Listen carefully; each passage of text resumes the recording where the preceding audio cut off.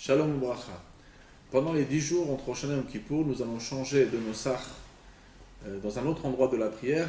C'est bien sûr Amelech HaMishpat à la place de Melech Ohev Tzedaka Mishpat. On précise un petit peu plus la Malchut malgré que le mot Melech est déjà marqué à l'intérieur.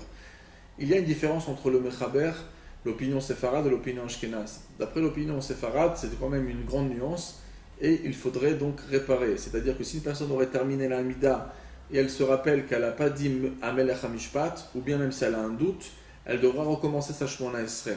De toutes les manières, si on n'a pas, on s'est rappelé tout de suite après l'erreur, et qu'on se trouve dans le paragraphe d'après, tant qu'on n'a pas dit Baruch Ata Hashem du paragraphe d'après, on peut se reprendre et reprendre le paragraphe d'avant et réparer Amelech HaMishpat. Ça, c'est d'après toutes les opinions qu'on peut se reprendre. Par contre, dès qu'on a dit Baruch Ata Hashem, alors on ne pourra pas, d'après d'autres opinions, les opinions ashkénazes, de toute façon, on ne pourra pas se reprendre et on n'aura pas l'obligation de refaire une Shemona Esrei pour l'opinion ashkénaze. Pour l'opinion séfarade, automatiquement, c'est une erreur qui est grave et donc, oui, on peut reprendre le paragraphe et même, comme on a dit tout à l'heure, même recommencer la Hamida.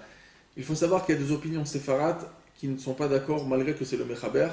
L'opinion du Mechaber, elle est retenue par le Rav Ovadia Yosef, mais le Rav Mordechai Eliyahu Alav Shalom, lui disait qu'il faut se comporter aussi comme les Ashkénazes, que ce n'est pas une obligation donc de recommencer la Hamida sur une erreur de Amelech HaMishpat.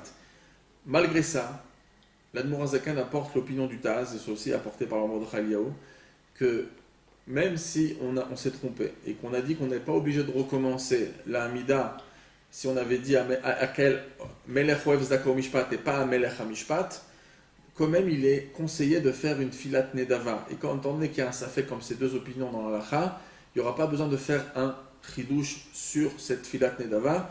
Et aussi, il est important de préciser que malgré qu'on déconseille très souvent de faire des Filat Nedava, à cause de ce que l'Admor HaZaken apporte dans le Siman 107, dans la dernière Halacha, que dans une Filat Nedava, on est obligé d'être concentré du début à la fin de la Mida, sinon Hachem nous dit, mais pourquoi me faire un nouveau cadeau, une Fila en plus, si vous n'avez pas de Kavana.